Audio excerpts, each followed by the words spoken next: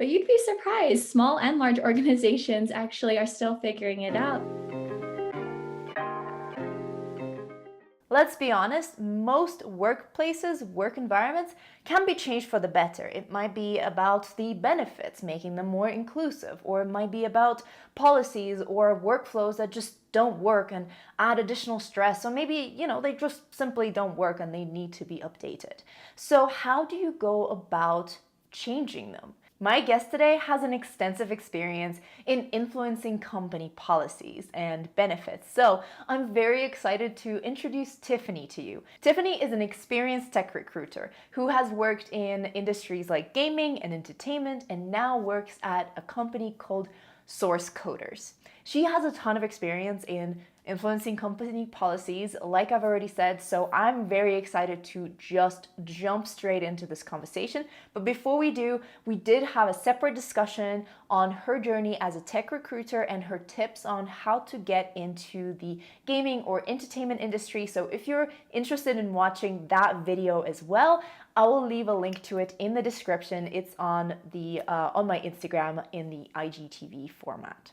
All right, without a further ado, let's get into the interview. Hi, Tiffany. Hi, once again. Hello, Thank you for joining me on this platform. We've already chatted on Instagram. You can go and see it right now. It's already posted as an IGTV, or it should be, because I just typed in all of that information. But today we're going to be talking about changing company policies and benefits, because Tiffany has experience on that and has some tips to share. So I'm super excited to talk to you, Tiffany, about this. Yes, I'm excited as well, Masha. Happy to dive into this topic. Thank you so much. So, okay, let's dive straight into it. So you have experience influencing company policies and benefits. Can you tell us about it, please? And what kind of ideas have you pitched?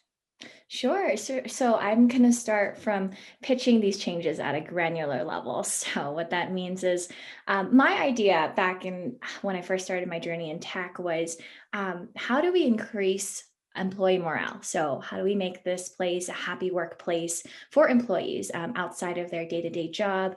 It can be several examples I can list as like simple operations, maybe documentation that may have not been in process before, suggestion boxes, whether that's polls done through manual paperwork or even digital polls as well, decor for, making the environment a better workplace. Whether we're celebrating holidays, it's themed events, things like that. Also incorporating, sort of more on the hobbyist level. So for example, I remember during lunchtime, there was a park next to Silicon Beach area in Playa Vista, California.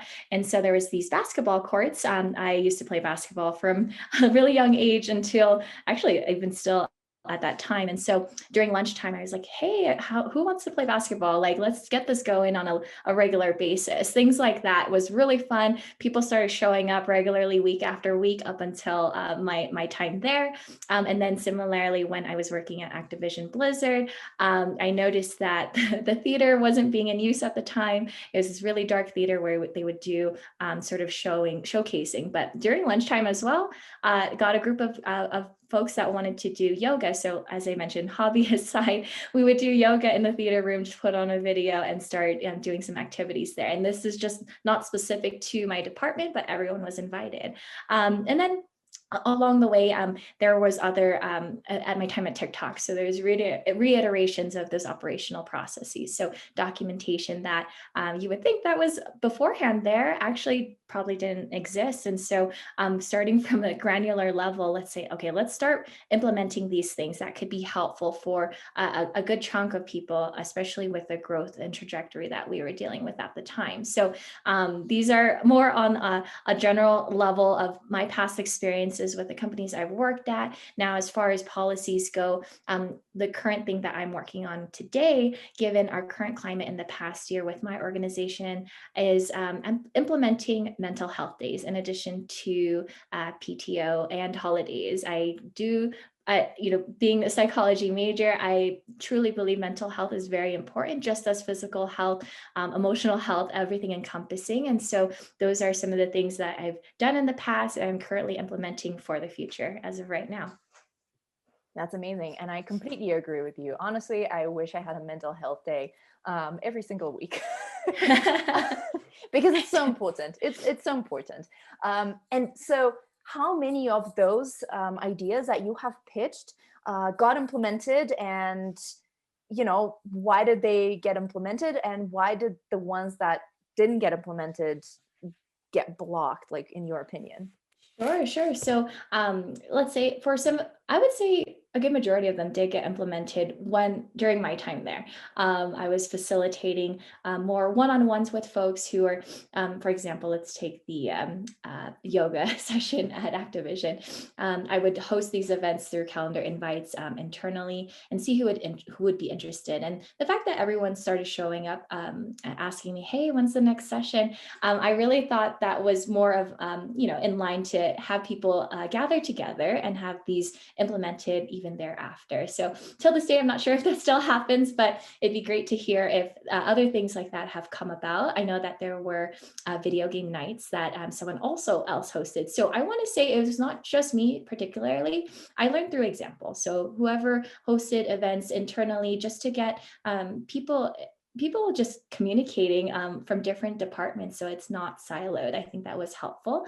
And they were, like I said, reoccurring events. Now, certain other instances where I was at a company for, noticing like, okay, the game room wasn't being utilized as much. Maybe we can spruce it up a bit, give some decorations. I want to say some blockages there. I actually constantly mention, hey, we can probably put in, a new foosball table, maybe some more decorations here. I want to say the blockages, unfortunately, were budget. So, not enough finance can go into this project at this time because there's other focuses, which makes complete sense.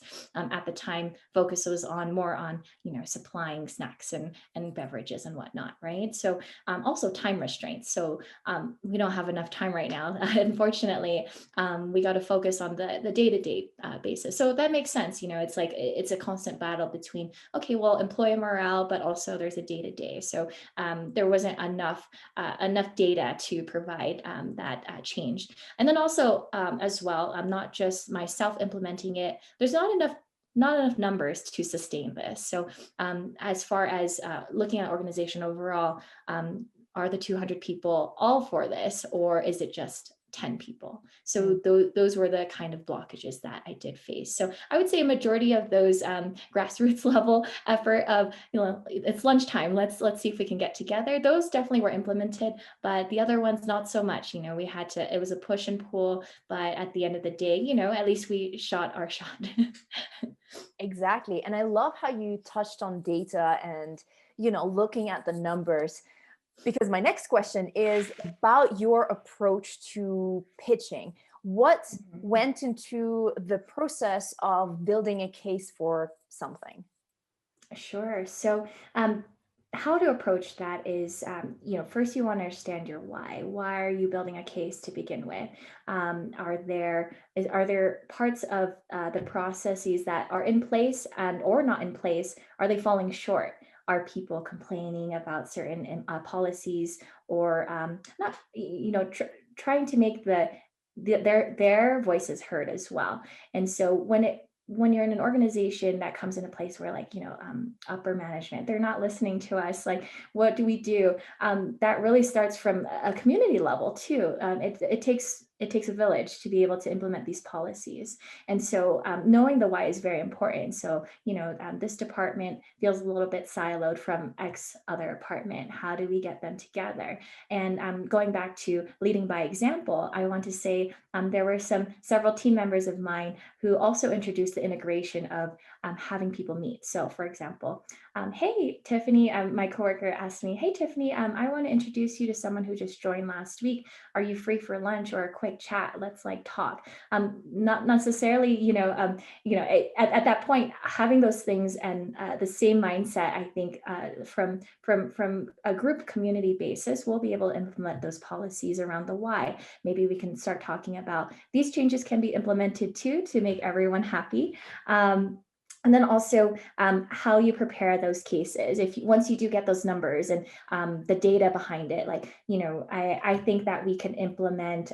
I'll give you a prime example for TikTok, for example. We were a very small office at first, and it grew tremendously. The check-ins for guests, in people who were interviewing, just all types of clients were kind of getting bottlenecked at the front door. And at the time, it was a shared working space. So as you can imagine, so many people, so much influx. And so I remember I was tasked with creating a spreadsheet of all the check-ins and all of the nature of folks that were walking in. It proved that it was sustainable to a certain extent. And so after that, I believe from operational side administration, they started hiring a front desk associate. So with those changes, being able to voice like, hey, this is kind of going to be a full-time position. Like I do have my own day job to do as well. It kind of integrates with, the front desk receptionist that we greet our clients through the door. So let's try to make this streamlined. Let's implement this as a policy and or new person to join the team. So I'm going back to being integrate these departments without having them feel siloed. There's another example where there's a lot of things starting from scratch. Things weren't implemented before. And, without giving any proprietary information out, I just want to say like a standard, when you have a new hire starting, there's an onboarding process. There's a team involved that puts this on, whether it's HR, operations, even recruitment. I myself, thought that would be a great idea to implement and marry those two together. I said, look, I want to sit in these onboarding meetings the first day, because I want to put a face to a name. I've been speaking to them behind email. I've been talking to them on the phone, but who are they? I want to get to know them. So essentially, I would jump in these onboarding meetings to get to know them a bit better. And then essentially it kind of, grows the group of people who are interested. Okay, what's working during those onboarding meetings? What aren't? Is there any feedback that I can share from my end so that we can implement these process going forward? Building that case can be either through conversation, through documentation, a ton of different creative ways I like to think in implementing, building those cases. So I hope that answers your question. I know there's a lot of different examples, but those are from my personal experience that, wow, just looking back at it now and to see where it's at today, it's quite incredible. That's amazing. And personal experiences are always, and like these stories are always just so much more illustrative. So thank you so much for sharing those. Those are awesome. And I'm in awe of what you've been able to, like all of these different changes that you've been able to implement. And I feel like it takes a special mindset to approach the status quo and be like, okay, so this is where things are, but they can get better. So how do we get them better? And I'm sure that a lot of people are watching this and they recognize those little things that they want to change in their workplace. So what would you recommend for those people who want to implement those changes? How would you approach the process? And would you take into the account things like company size, leadership structure, company culture, etc.? Absolutely. It's all of the above for that. I would say I think the common misconception is that, hey, this organization has been around for some time. They have all the processes in place. I'm going to jump right in, just have this, a binder of things to do I can refer back to. But you'd be surprised. Small and large organizations actually are still figuring it out, because, you do have to adapt to the change of organization, especially for growth and or maybe scaling back. If it's a company from 100 to 500, 500 to 1,000, and then 1,000 to 10,000. How do you organize as a company? So I want to say that if you want to bring change to your organization, let's say from a smaller, very small group, a small organization, know who your key stakeholders are, who actually implements those changes. If it's the HR department or if it's one of the executives that is actually spearheading those implementations that may have been, maybe in process, but there's not a lot of people yet with a lot of interest. Know who the decision makers are, because that's important to implementing those policies that you want to make. And that really depends on how big of a scale you want. So I want to say, know the stakeholders. When you do have your case all ready to go, you have the quantitative and qualitative data. Say like, hey, I've done a ton of these research on polls, individual feedback. I think they call them 360 reviews on maybe overall company culture. I've received all this feedback from these employees. Here's the data, here's the charts. This is what it's going to be helpful if we implement this change in the organization. It could be small or big, but I want to say the bigger ones take a longer time, steps, and process, and maybe multiple conversations. So once you do get the stakeholders buy-in, they're like, hey, we present this case to you. This could be very beneficial to the organization. You want to present that with care too. It might be a very tricky, slippery slope to talk about, because you come into these are how things have been implemented in the past before, and this is how it's always been done. Rather, I come with this perspective. I think this can save a ton of time, maybe 200 hours of labor work. If we do implement these things, and it could be beneficial to you, that's time back to you, time back to your family, time back to, everyone else involved. And so once you present that case, present it with care, because it can be very delicate, right? Depending on how long it has not been looked at, or how quick we can also implement it too, so that everyone can also be happy within the company. But also, when you do present with care, I want to say, take advice from other business cases.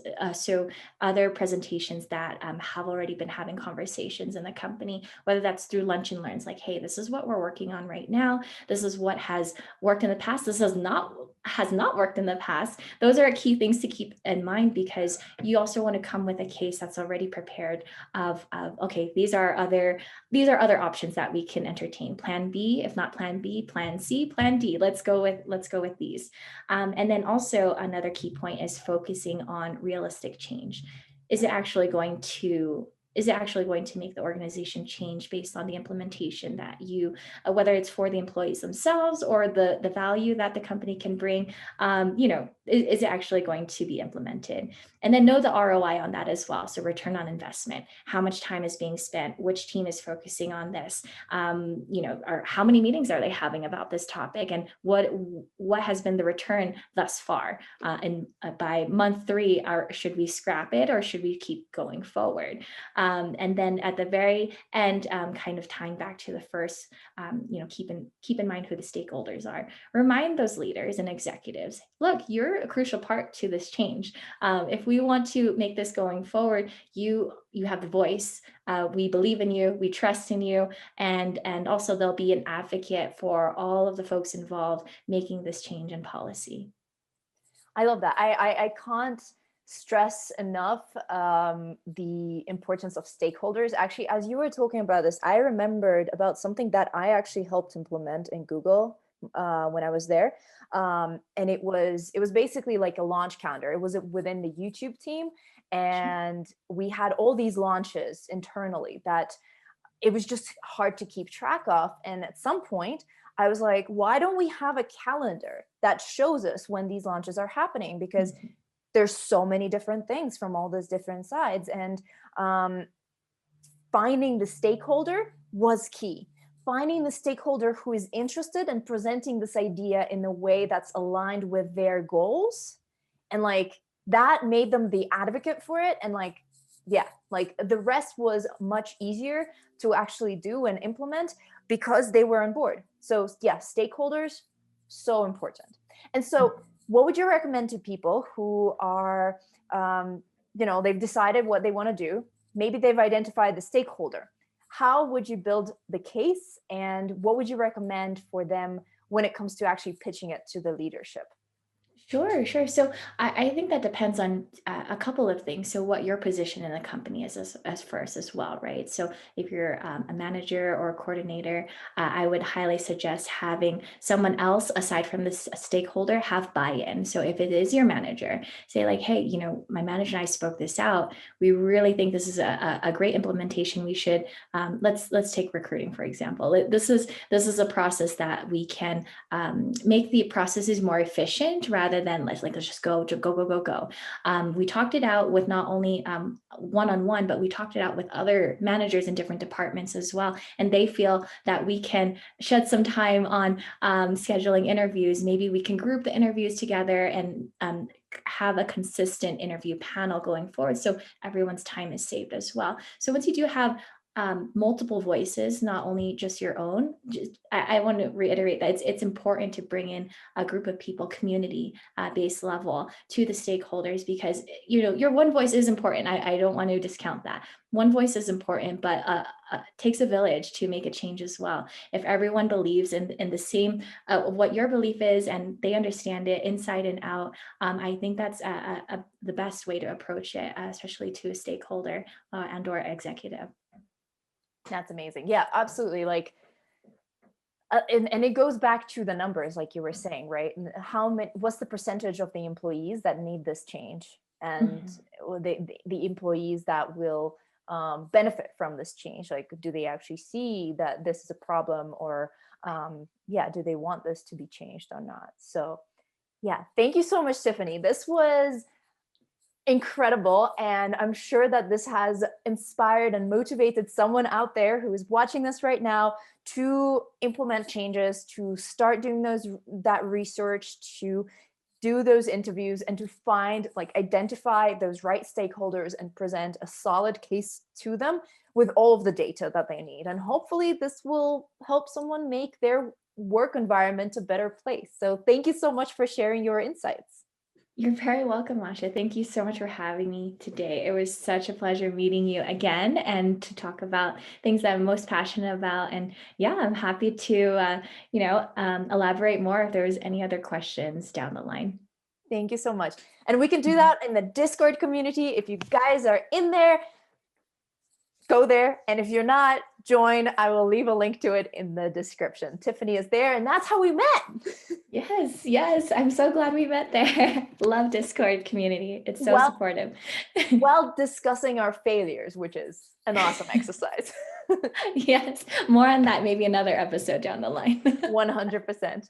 All right. Thank you so much, Tiffany. You're very welcome. Stream now. Awesome. Thanks, Masha. Thank you so much, Tiffany, for really breaking it down and showing examples of how you went about this process, because it can be overwhelming and very scary. Like, where do you even begin, right? When it comes to changing some of these things. And the insights that you have shared have been just priceless. Thank you so much. I'm sure that somebody watching this was taking notes and will implement the strategies you've recommended in building their own cases and pitching changes to their leadership. Or even, it doesn't have to be maybe like a company-wide policy. It can be something, like you said, grassroots. It can be something during the lunch break or something like that. Starting a book club or starting a basketball club or anything else. Like we've discussed during the live and once we went offline, there's so much opportunity to change the workplace and to make it so that it fits you, right? And so I really hope that this video is a stepping stone for someone who is looking to do just that.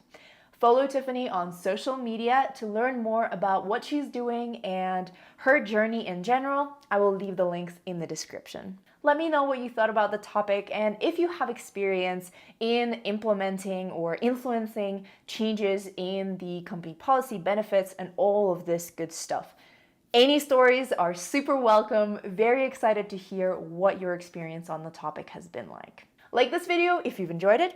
Share with a friend who is also thinking about changing something in their work environment, or maybe it's a friend who is not happy with the current situation of their workplace. So maybe this video will inspire them to actually look for ways to make it better, right? Because it's all no place is perfect, and it's all a learning process. It's all a work in progress, and sometimes when you see a problem, you just have to work on it and find a solution for it. Subscribe to this YouTube channel if you haven't already, and we can also be friends on other social media. You can find me as Coding Blonde. Have a wonderful time today you're currently experiencing. Bye.